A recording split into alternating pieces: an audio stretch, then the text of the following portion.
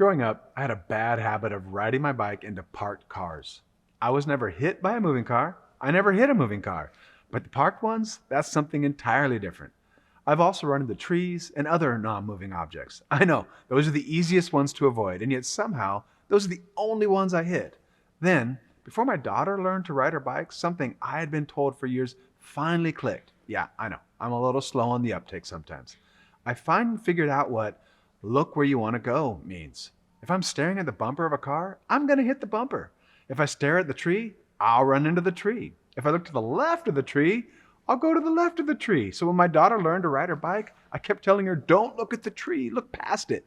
That was probably more for me than it was for her.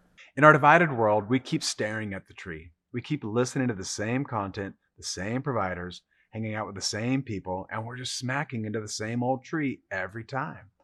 We actually get annoyed with polarization. Most Americans don't like our polarization, and yet somehow we're not making the change. One of the reasons is that we keep staring at the same tree, telling us the same things, and making us increasingly polarized and contemptuous towards people from the other political party. Different ethnicities, different socioeconomics, and different generations. If you want to stop polarization, then you have to stop staring at the same tree and start looking elsewhere. Who do you hang out with? Do they all look, think, and act like you? Are they from the same generation?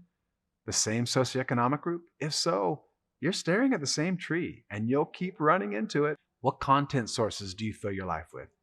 Is your news and social media feed curated to feed you the same stream? You will only find growing polarization if you keep looking at that feed of content. Maybe it's time to break from the feed or find a way to diversify. Subscribe to the other cable news network. Follow the other presidential candidate. Follow somebody from a different generation. Make one small change a day. Crossing divides is not an overnight flip a switch thing.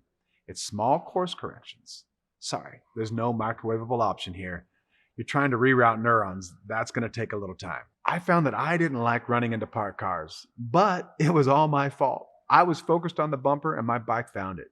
In order to cross divides, the target really isn't moving that much. It's there, steady, and always willing to entertain your eyes and thoughts. So if you want to cross divides and polarization, be the change that starts to move our community in a direction towards unity. It will take effort. It will take looking somewhere else. It will take faith to believe it can be different. Today, live faith first.